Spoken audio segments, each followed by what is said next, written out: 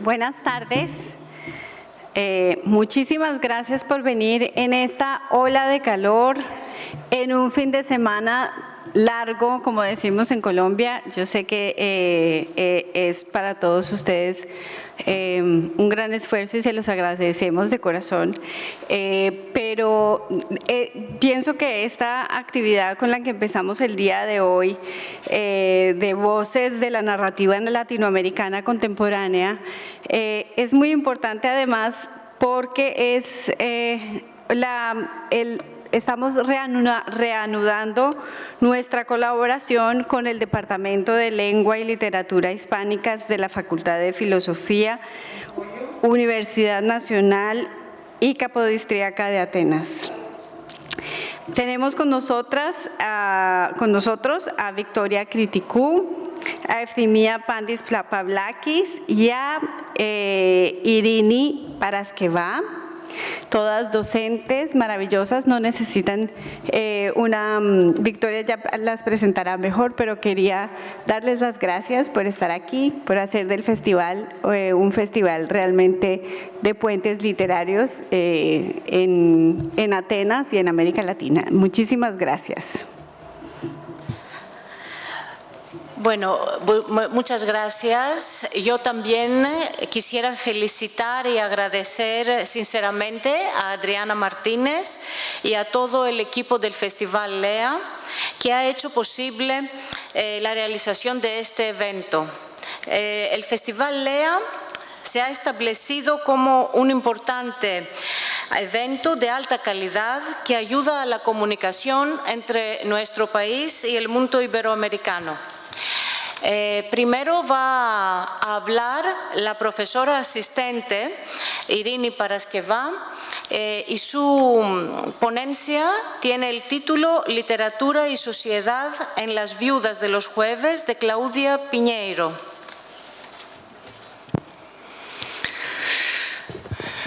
Quisiera agradecer yo también a la presidenta, señora Adriana Martínez, y a todo su equipo, agradecer y felicitar por este evento excelente y esta organización de verdad muy importante para la difusión de la cultura latina, y a todos ustedes por estar aquí un viernes por la tarde con tanto calor. Existe una estrecha interrelación entre literatura y sociedad. La labor del escritor no es un hecho aislado. La literatura como expresión artística y narrativa está conectada a la sociedad y a la que se refiere. La relación entre la literatura y la sociedad es sin duda de naturaleza simbiótica. En la medida en que se influyen mutuamente y se nutren una de la otra. La literatura ofrece una ventana a la cultura y a la sociedad desde donde emerge, mientras que la sociedad proporciona el contexto y los temas que nutren la creatividad literaria. En las últimas décadas, las obras literarias han proliferado en referencias cada vez más intrincadas y entrelazadas con diversas concepciones sobre la naturaleza humana y social, sustentadas en un firme pretexto sociocultural.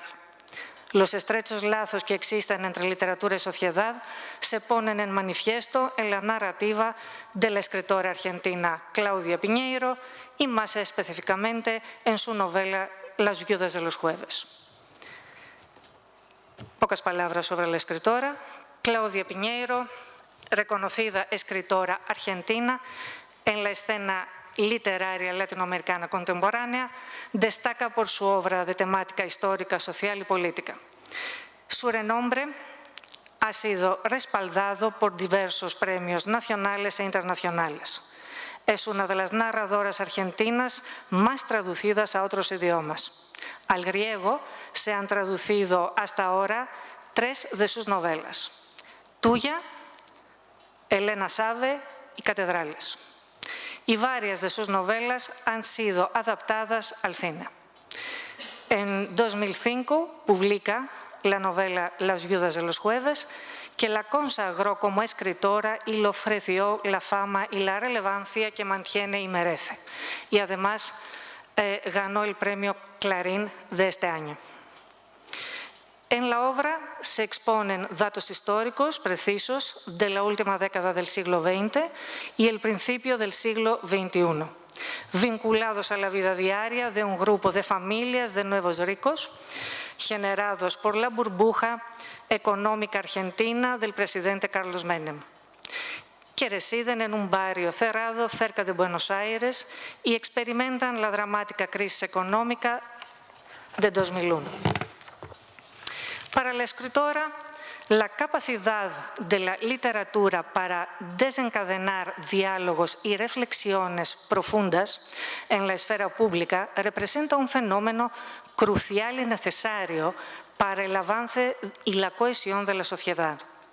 Ella subraya que la función social de la literatura es abrir debates.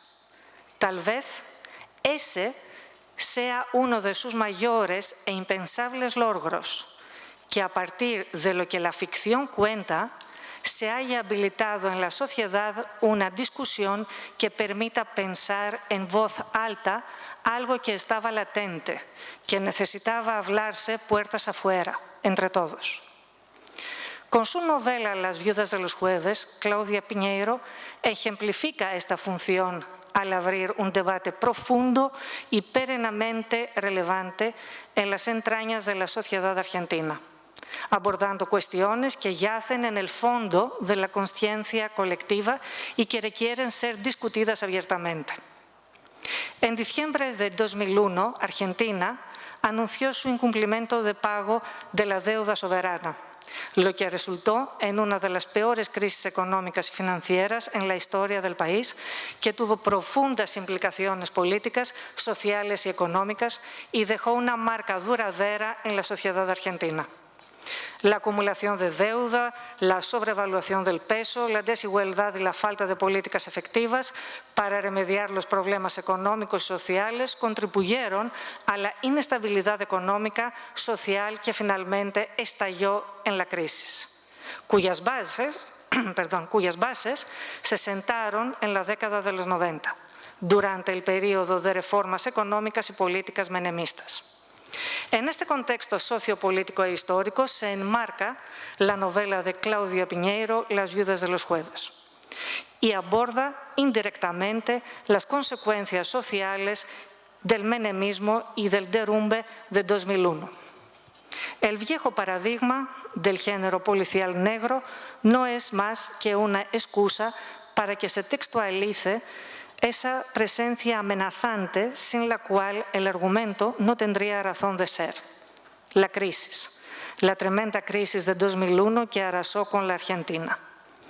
Las viudas de los jueves es un ejemplo prominente de la narrativa de la escritora, que explora complejidades de la sociedad contemporánea y que expone las contradicciones de los problemas profundos de la sociedad argentina de la época. En su novela Piñeiro trata temas muy diversos: apariencia, falsedad, superficialidad, crisis económica, corrupción, relaciones humanas, cuestiones de género, entre otros. Los temas se articulan a partir de las vidas y los secretos de los personajes femeninos de la novela y sus familias, centrándose en particular y en la particular conexión que existe entre los socios de esa urbanización privada muy común en la Argentina de los años 90, el llamado country. La acción de la novela transcurre en uno de esos countries, en las afueras de Buenos Aires, a principios de los años 2000. Y pone en relieve los conflictos interpersonales que se manifiestan en la interacción de los personajes. Altos de la Cascada es un espacio cerrado de country en el que viven familias de nuevos ricos que comparten el mismo estilo de vida, el de la clase alta y media alta de los años 90. Piñeiro mira profundamente hacia la comunidad cerrada y observa la degradación que se venía generando en su seno. La imagen de Altos de la Cascada se construye a través de las historias fragmentadas de la vida cotidiana en el country, narradas por diferentes voces que se van entrelazando para crear un minucioso retrato social de los incluidos y los excluidos del sistema de la era menemista.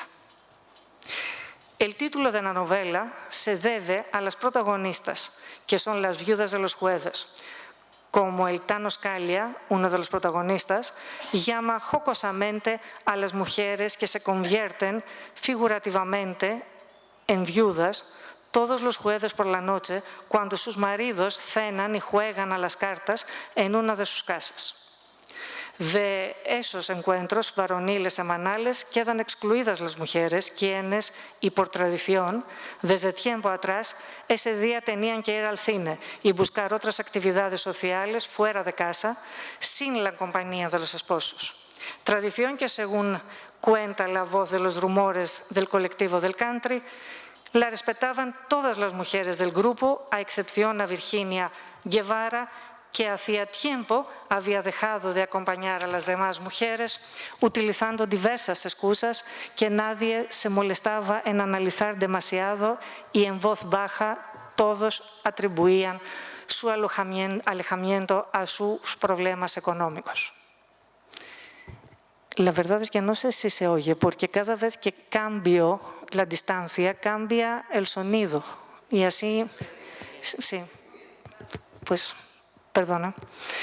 La familia de los Guevara era una de las primeras propietarias en Altos de la Cascada y también una de las primeras víctimas del colapso económico del país. Posicionados en un rango inferior dentro del espacio de la clase media-alta de la Cascada, los Guevara se convierten en tema de cuchicheo y crítica constante por el vecindario residencial. En el paraíso, con vigiladores privados, numerosos empleados de todo tipo que se ocupan del día a día y con la infraestructura apropiada, canchas de golf, tenis, piletas, colegios, diversas áreas de recreo y otros servicios, las mujeres se dedican a actividades culturales y deportivas, se cuidan con masajes semanales y participan en tareas benéficas. Ellas viven en su propio mundo, desconectadas de la realidad del país, sin necesidad de trabajar ni interés en asuntos políticos, económicos o sociales, y en la mayoría de las veces su única conexión con el mundo exterior se filtra a través de la perspectiva de sus esposos. Mientras las mujeres del country disfrutan de su tiempo libre, la responsabilidad de generar ingresos recae exclusivamente en los hombres.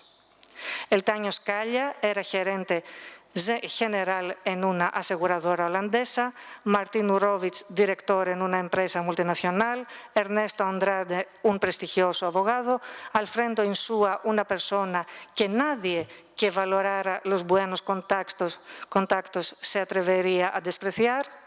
Y, por lo tanto, las damas de los Altos, excepto a Virginia Guevara, eran mujeres de hombres con puestos de poder en altos cargos de prestigio, muy bien remunerados y obsesionados por el alto nivel de vida. Cabe señalar que las mujeres del country continúan viviendo al margen de las preocupaciones externas, incluso cuando la crisis se extiende por el barrio privado y lo atraviesa todo, mientras que sus esposos luchan por mantener su nivel de vida y preservar el status quo de la familia. Los personajes femeninos en la novela están dispuestos a hacer caso omiso, a cerrar los ojos ante cualquier cosa que pueda perturbar su mundo cerrado, con tal de mantener su imagen y su reputación frente a la sociedad, siempre y cuando sus maridos sigan cumpliendo con el papel del principal sostén económico del hogar, papel que termina convirtiéndose en eje constitutivo de su identidad masculina. Claudio Piñeiro subraya que los personajes masculinos de la novela se constituyen a partir de los bienes que tienen, de alguna manera son la casa que tienen, el auto que tienen, incluso la mujer que tienen, porque también las ven como un bien. Entonces, cuando empiezan a perder lo que tienen, empiezan a perder también lo que son. No cabe duda que el Taño Scaglia se sintió de esta manera cuando se enteró de que había sido despedido. Para él el despido y la posibilidad de perder sus posesiones representan una derrota personal humillante y simbolizan la pérdida de su identidad masculina. Por eso, la opción del suicidio planteado era la única respuesta que el Tano veía como válida ante la pregunta de su esposa sobre si habían ofrecido alguna otra oportunidad laboral mientras ella esperaba que él avanzara en la jerarquía laboral. La historia del Tano resalta la vulnerabilidad de los personajes masculinos ante los cambios socioeconómicos y cómo estas circunstancias desafían y redefinen sus roles tradicionales en la familia y en la sociedad. Como en la mayoría de las novelas de Claudia Piñeiro, en Las viudas de los jueves no hay delito en el sentido legal, jurídico o penal de la palabra. El problema radica precisamente en que, aunque muchas veces la muerte es consecuencia de un delito, el crimen subyacente no está penado por la ley. Según afirma la propia autora, sus personajes no son inocentes, son antihéroes cuyas acciones, aunque éticamente cuestionables, vergonzantes o socialmente reprobables, no constituyen delitos. Las mujeres que pierden a sus maridos en Las viudas de los jueves no consideran que hayan cometido un delito al manipular las pruebas de su suicidio para que lo parezca, permitiendo así que sus descendientes cobren el seguro. En última instancia, la novela Las viudas de los jueves de Claudia Piñeiro se adentra en el corazón de la lucha humana por la dignidad y el reconocimiento en un mundo donde las estructuras socioeconómicas y las expectativas de género imponen desafíos significativos y a veces insuperables. Muchísimas gracias.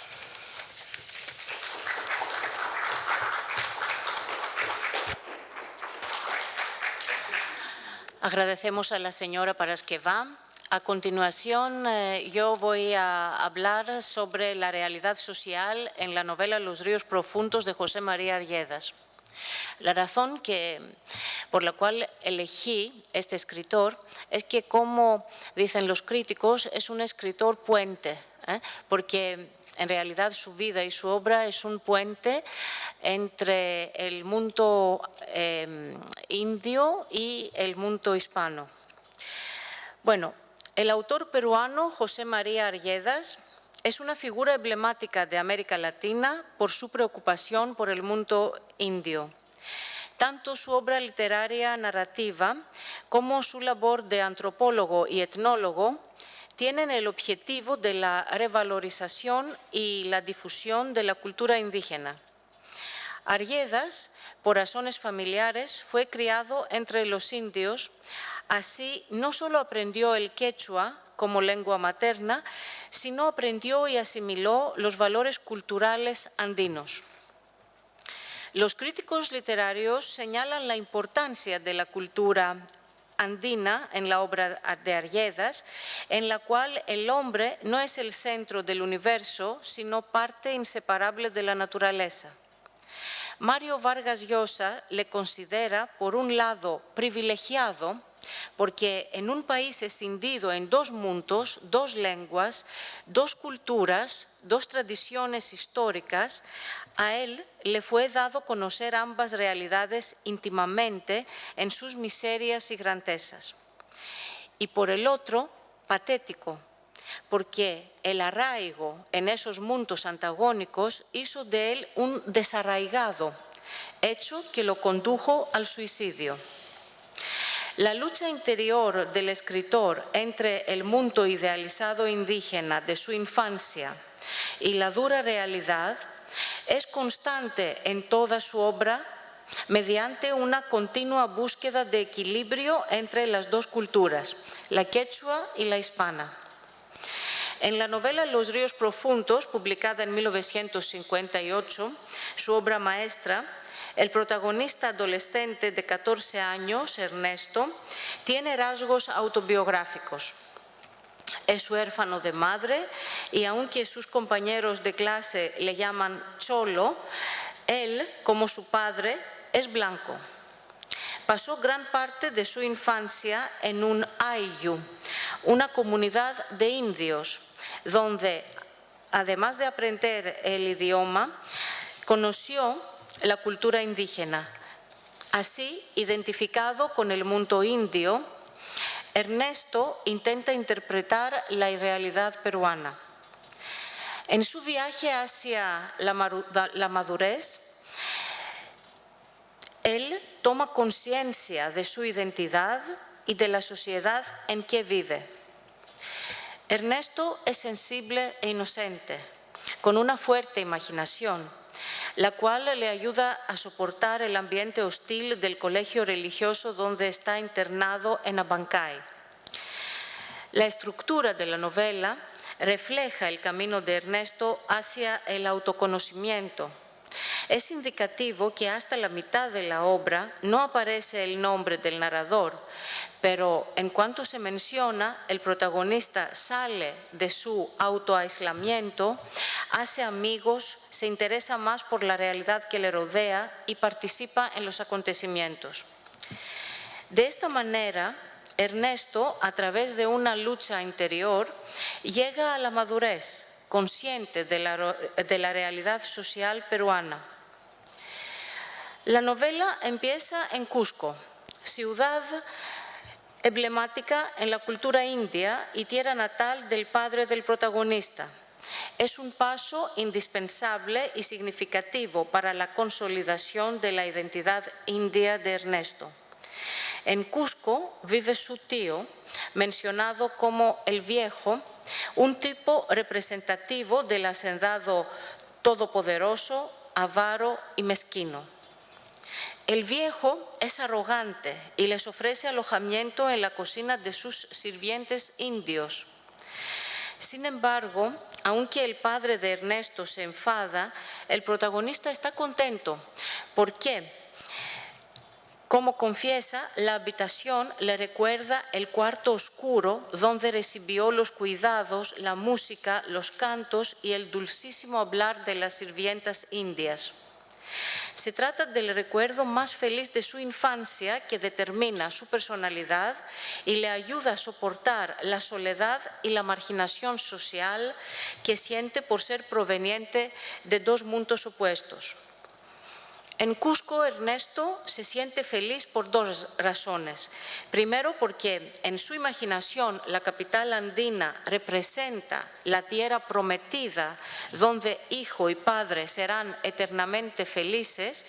Y segundo, porque Cusco, como centro del antiguo imperio incaico, representa la cultura india por excelencia.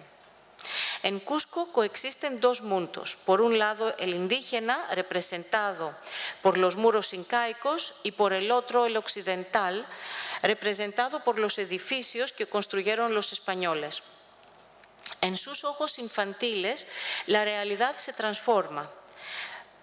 Cree que Cusco es una ciudad sagrada y mágica por su pasado incaico glorioso. Para Ernesto, las enormes piedras de los muros no son elementos estáticos y muertos, sino entidades de sangre y vida que él las escucha hablar y cantar. No obstante, cuando los españoles cincelaron las piedras que utilizaron para sus construcciones, eliminaron su encanto. El paralelismo de las piedras cinceladas con los indios vencidos en las guerras de la conquista y extinguidos por el trabajo forzoso e inhumano es evidente. Por lo tanto, Ernesto quiere huir de Cusco, porque, como dice, en ningún sitio debía sufrir más la criatura humana. La segunda ciudad de la novela es Abancay. Allí es donde está el colegio religioso en que será internado el protagonista. Abancay no tiene el encanto de Cusco. Aunque su nombre significa volar planeando, mirando la profundidad, para él es un pueblo pequeño, cerrado por las tierras de la hacienda Patibamba y todo el valle de sur a norte, de una cima a la otra, pertenece a las haciendas. El colegio es un lugar cruel que intensifica la soledad y el dolor del niño Ernesto. El protagonista observa a sus compañeros con asombro, tristeza e indignación. Su comportamiento es violento. La distracción favorita del alumnado es jugar a la guerra, mientras que los estudiantes mayores no dudan en violar repetidamente a una joven demente ayudante de la cocina. Los alumnos son personajes representativos de la sociedad peruana. Hay hijos de terratenientes blancos, mestizos, cholos, indígenas y aún un padre negro. El colegio es un ambiente cerrado que oculta la violencia y las discriminaciones raciales. Ernesto intenta no deprimirse por las dificultades que tiene que enfrentar. Por lo tanto, frecuentemente escapa de este entorno hostil del colegio para recorrer la ciudad y conocer a sus habitantes. Así encuentra la hacienda Patibamba, donde, aparte de los ricos propietarios, viven los indios colonos, en una situación lamentable, abandonados en la miseria, encerrados en sus chozas como encarcelados, dado que no hablan a nadie fuera de su comunidad porque tienen miedo. Son víctimas de su ambiente social, manipulados por los religiosos y explotados por los hacendados. Lo peor para Ernesto no es la violencia que sufren, sino el hecho de que los representantes del poder, hacendados y religiosos, les habían hecho perder la memoria y de este modo olvidar su pasado histórico. Los únicos momentos felices para el protagonista son las visitas al barrio de las chicherías. Las chicherías son bares donde se vende la chicha, una bebida alcohólica, y los paseos al campo. En las chicherías se encuentra a los indios y los mestizos que van a cantar y a bailar. Según el ritmo y la melodía de los huaynos, cantos populares de origen incaica, Ernesto viaja mentalmente a regiones diferentes de Perú, ya que los cantos reflejan la diversidad geográfica del paisaje peruano. Otras veces, para escapar de la insoportable vida diaria del colegio, Ernesto busca refugio y consuelo en la naturaleza. Su lugar favorito es el gran puente sobre el río Pachachaca, que significa puente sobre el mundo. En su soledad y tristeza, el protagonista se siente unido al río mágico y desea ser como ese río imperturbable y cristalino, como sus aguas vencedoras. El movimiento continuo de su agua simboliza el tiempo y la vida que pasa, y su profundidad alude a las raíces de la cultura indígena. Ernesto tiene una comunicación estrecha con el río. Este contacto místico con la naturaleza le llena de energía para soportar el ambiente escolar. Al final de la novela, Ernesto decide marcharse hacia la cordillera, hacia el ámbito indígena por excelencia, optando de manera irreversible por una identidad abierta al universo, por la comunidad de los hombres entre sí y con la naturaleza. Ernesto elige un mundo abierto a todos. Concluyendo, se puede constatar que en el personaje de Ernesto, Arguedas proyecta su propio conflicto interior de hombre biculturado. En su novela Los ríos profundos presenta con lirismo el mundo de los indios y su visión mágica del universo, tratando de conciliar las dos culturas opuestas y así encontrar la armonía interior.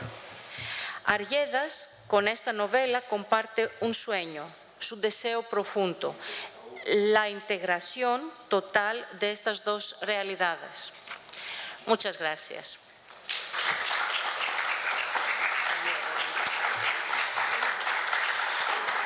Bueno, a continuación vamos a escuchar a la profesora emérita de nuestro departamento, del Departamento de Lengua y Literaturas Hispánicas, la profesora Efthimia Pandis Pavlakis. Su charla tiene el título Historia y ficción de la novela de Sergio Ramírez, El caso de la fugitiva.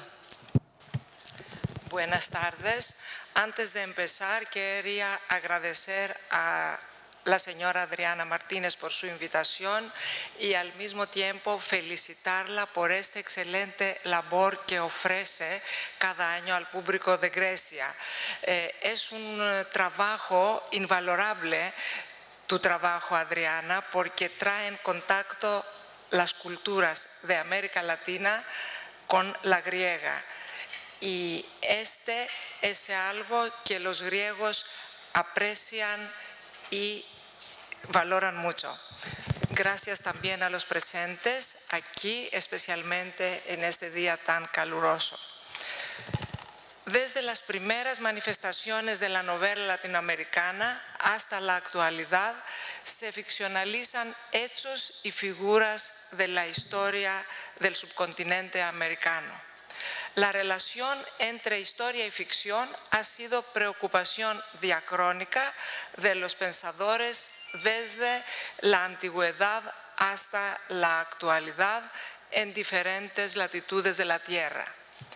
Entre ellos encontramos a Aristóteles, época clásica, Philip Sidney, Renacimiento, Ernesto Sábato, siglo XX y Hayden White, siglo XXI. Intelectuales latinoamericanos también han estudiado esta relación y han acentuado la importancia de la historia incluida en la novela latinoamericana porque los regímenes autoritarios y militares hasta los años 80 del siglo XX censuraban la historia. Así, la obra literaria complementa el espacio vacío que la historia oficial deja fuera y el escritor se convierte en historiador. La ficcionalización de la historia que caracteriza la novela latinoamericana se convierte en obsesión en las novelas de Sergio Ramírez, representante célebre de la novela latinoamericana, conocido por su obra narrativa de temática histórica, social, política y cultural. Ejemplo representativo de esto es la novela La fugitiva, publicada en 2011. En esta obra, Ramírez presenta la posición de la mujer intelectual e independiente en una sociedad patriarcal inconservadora mediante la construcción de la vida trágica de una figura histórica del siglo XX, la escritora costarricense Yolanda Oreamuno. El mismo Ramírez asegura que La fugitiva se refiere a la vida de Yolanda Oreamuno, que vivió de 1916 al 1956.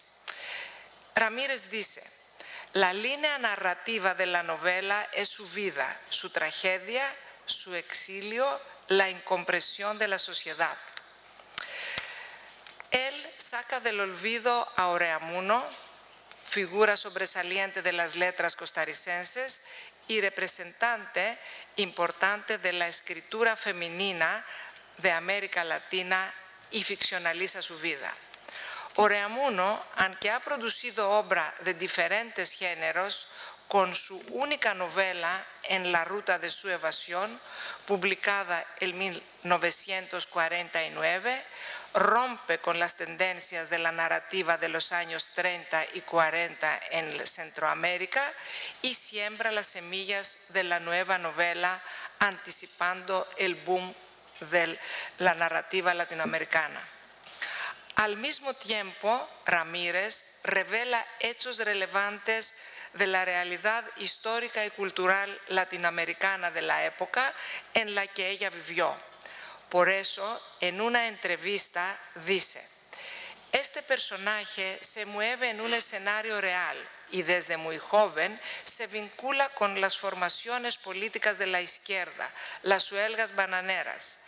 El lector debe disponer de elementos fundamentales de la historia de Costa Rica.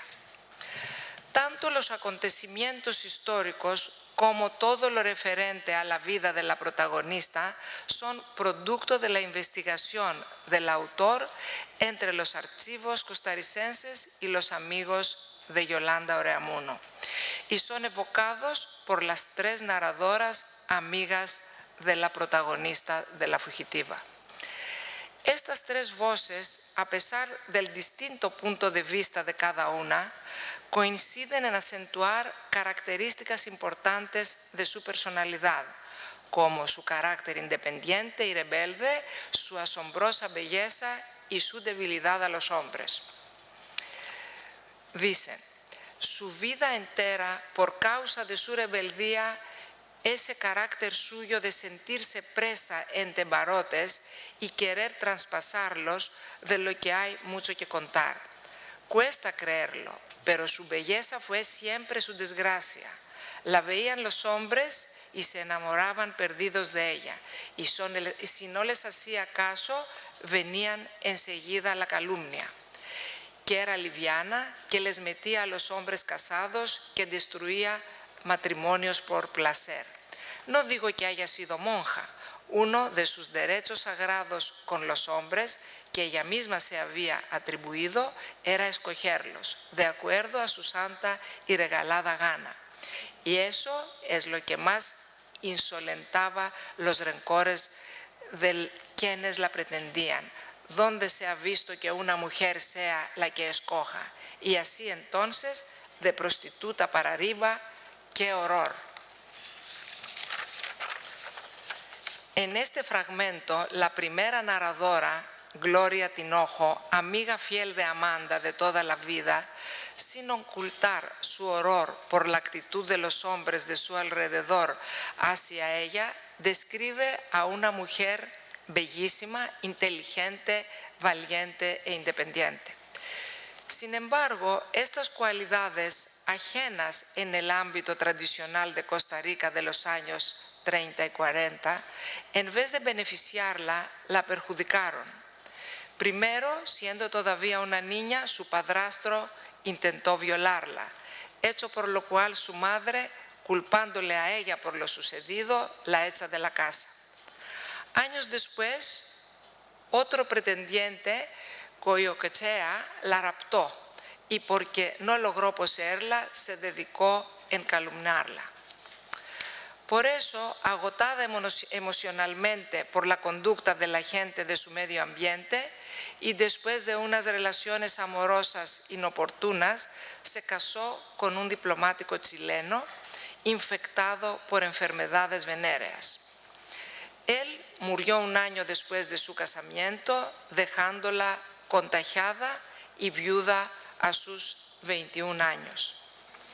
Amanda, después de haber tenido una vida miserable, muere a los 46 años. Amanda Solano había sido una joven admirable y talentosa.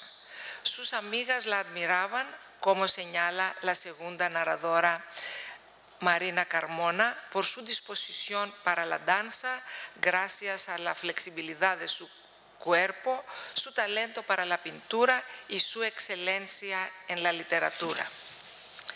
Muy temprano, adolescente, siendo estudiante en el Colegio Superior de Señoritas, recibe el premio por escribir un ensayo titulado ¿Qué hora es? En este plantea la posición de la mujer en la sociedad costarricense y la critica porque no trata de ajustarse a los avances de su época. Poco después, a los 16 años, publicó otro ensayo con el título ¿Puede tener la mujer los mismos derechos políticos que el hombre? Esto también se consideró provocativo porque propone que la mujer tenga los mismos derechos políticos que el hombre. Igualmente, en su obra narrativa, expresa abiertamente su filosofía personal acerca de la relación hombre-mujer.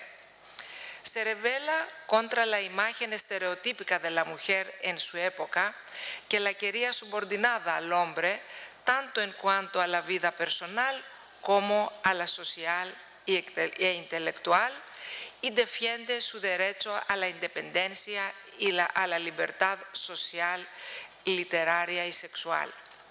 Amanda, desde muy joven, aparece en el espacio público y destaca como intelectual y escritora.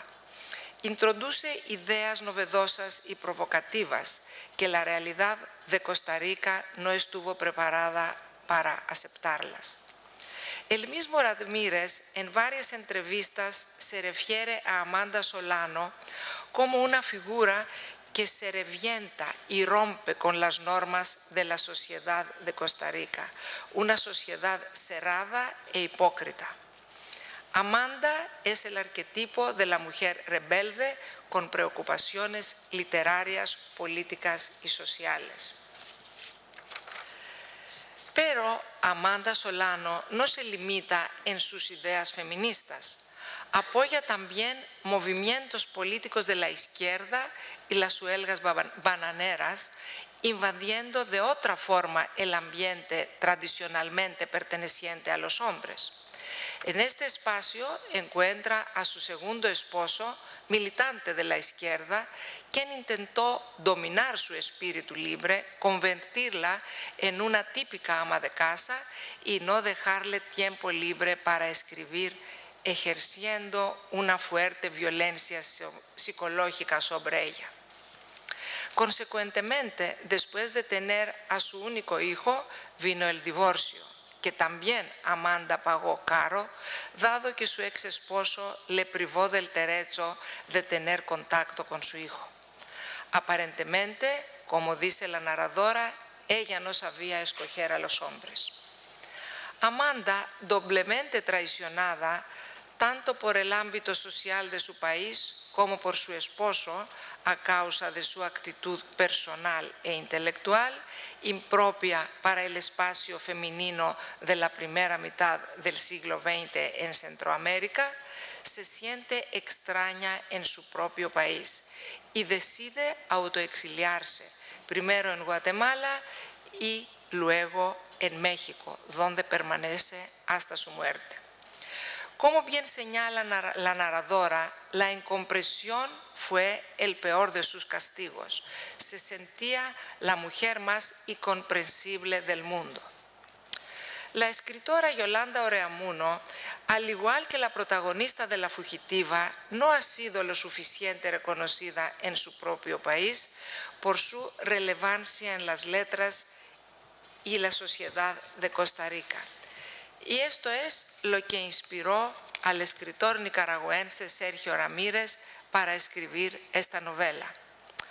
Concluyendo, se ve que en La fugitiva el discurso historiográfico complementa el discurso narrativo, que mediante la información encontrada en archivos de Costa Rica y la memoria individual de amigos de la escritora Yolanda Oreamuno, se centra en precisos datos históricos de Costa Rica de la primera mitad del siglo XX, como la vida de Yolanda Oreamuno, la huelga bananera en Costa Rica, la formación de los grupos de la izquierda, la situación política, etc.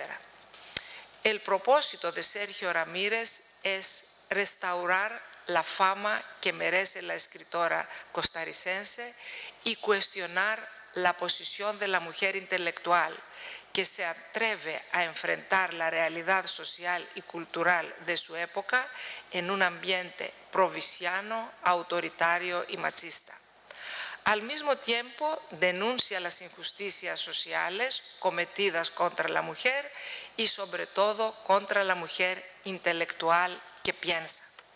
Así, Ramírez, con la ficcionalización de la historia de la vida de la escritora Yolanda Oreamuno, le atribuye a la novela la función de rescatar la verdad de las mentiras de la historia. Gracias.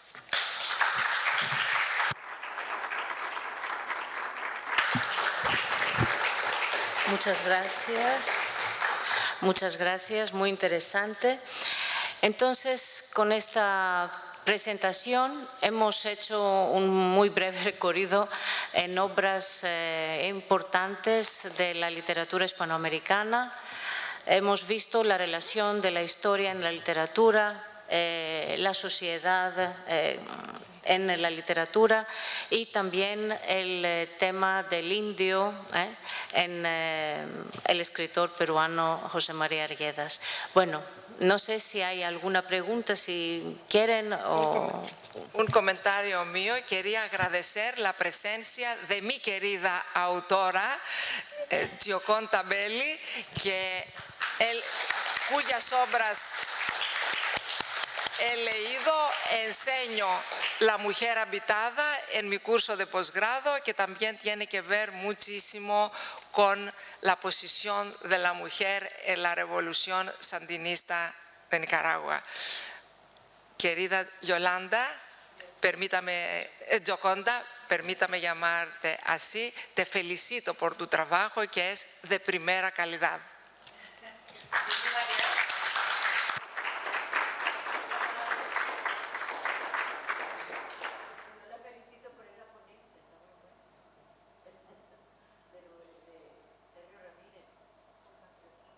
Esta conferencia es una pequeña parte de un proyecto de investigación sobre la novela centroamericana y la historia. Como entiende, usted está entre los otros escritores en un lugar muy privilegiado.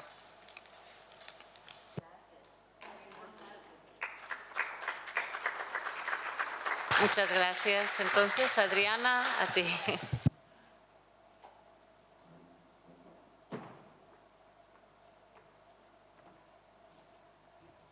Muchísimas gracias, de verdad. Ha sido un abrebocas para empezar a quienes no los hemos leído los libros que nos han recomendado, así que muchísimas gracias. En unos 6 minutos empezaremos con la próxima charla, que es sobre Grecia como inspiración literaria, con 3 de nuestros queridos escritores españoles. Empecemos por el hombre, por Pedro Olaya, a quien todos conocemos, Dolores Payás y María José Solano,